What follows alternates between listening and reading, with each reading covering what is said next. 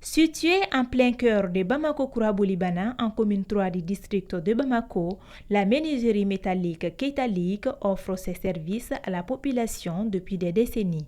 Un métier que Baba Keita, promoteur de l'entreprise, a hérité de son défunt père. Ça me fait à peu près 37 ans que je suis dans ce métier. J'ai hérité de ce métier à travers mes parents. C'est mon père qui faisait ce métier. Nous, on fait les portes, on fait les châteaux d'eau, on fait les portes métalliques, on fait les portes et fenêtres aluminium et tout ce qui concerne la construction métallique. Nous nous occupons de ça.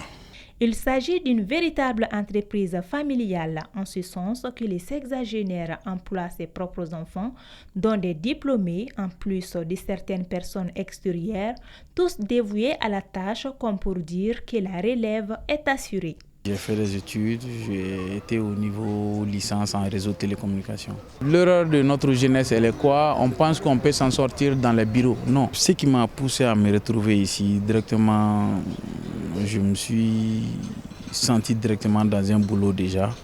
Mais obligatoirement, il faut faire des études. C'est recommandé par nos parents. Au fil du temps, les données peuvent changer, mais malgré tout ça, je sais déjà que j'étais dans une entreprise déjà là où je gagne mon pain. Donc, je ne me plains pas tellement. Et puis, avec une telle relève familiale, je me sentais sûr de moi en assurant une telle relève. J'ai fait mon apprentissage ici. J'ai commencé en 2003. Après la période d'apprentissage, je suis resté pour travailler aux côtés de Keita, puisque c'est quelqu'un qui respecte ses employés et nous sommes bien payés. Parallèlement à la métallurgie, l'entreprise évolue dans d'autres secteurs d'activité.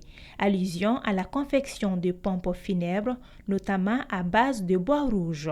Il s'agit des cercueils dénommés Sutra, discrétion en français, un outil qui facilite la conservation et le transport d'un corps jusqu'à l'inhumation. Bon, les pompes funèbres, nous travaillons des cercueils en bois.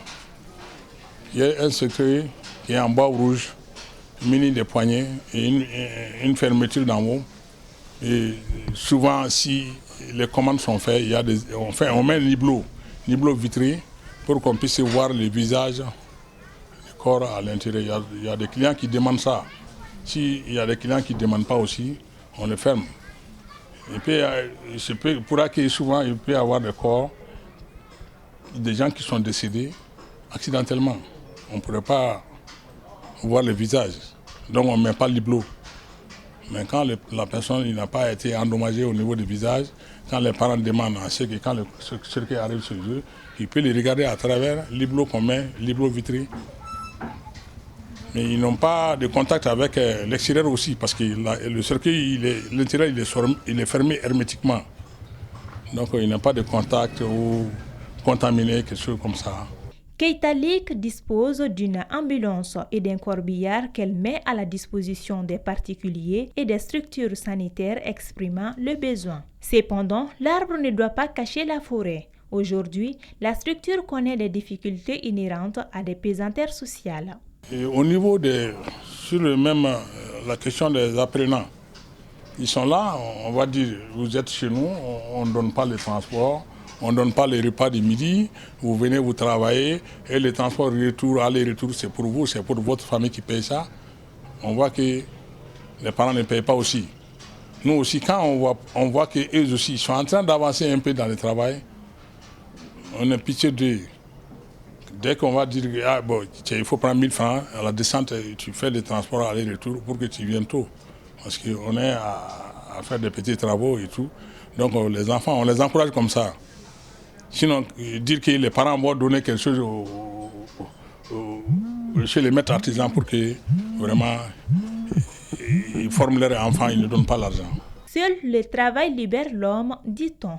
Persuadé de cela, les promoteurs de Keita Lik appellent la jeunesse à s'orienter vers l'entrepreneuriat au regard de l'inadéquation entre l'emploi et la formation dans les contextes maliens.